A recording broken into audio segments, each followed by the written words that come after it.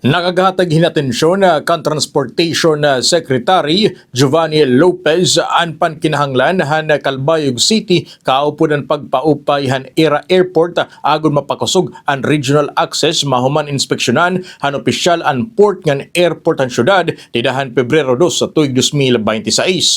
Umupo din inspeksyon General Lopez kan Philippine Ports Authority, General Manager J. Daniel Santiago kan Public Works Secretary Vince Dizon han maglibot inihan Samar. Sumala Department of Transportation Chief nga an buhatanin makikipagsumpayan ha mga airlines yan mahangyuhin kadugangan nga pondo agud maakomodaran durudako nga mga eroplano ha Calbayog.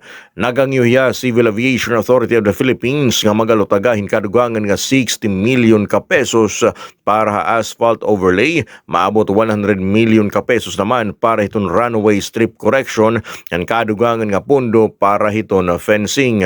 Nginlalao man naman nga pag-abot ha Marso tuig 2026 magkakaada na hiton pondo agud patikangan na iton panhingayad pagpaupay hiton airport ngan maaproba han mga airline agud makasulod ang dagko nga mga eroplano. Nakita naman ni Calbayog City Mayor Raymond Uy didahan pagbisita kumo oportunidad agud mapaupay an air connectivity partikular na ang mga direct flights ha Manila.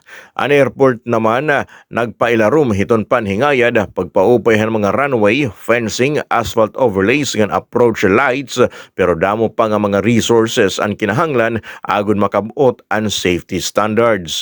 Naglalao naman hiya nga ang pagpaupay hiton airport in magtutugot na hindirekta nga flight sa Manila ngan support jet capable operation agon maging madagmit ngan masayon na iton pagbiyahe hiton mga mulupyo ti pakadto gihapon ha Cebu. Ginaaghat naman han alkalde ang mga residente han Calbayog nga pahalawigon ang pasensya mahitungod nga magaagi manggod hin technical ngan funding processes ang pagpapaupay han infrastruktura kinigunan hini nga ang nasyonal naghatag hinhigayon agod batonon ang pankinahanglan han Samar.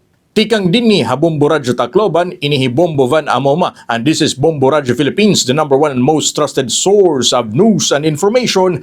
Basta Radyo, Bombo!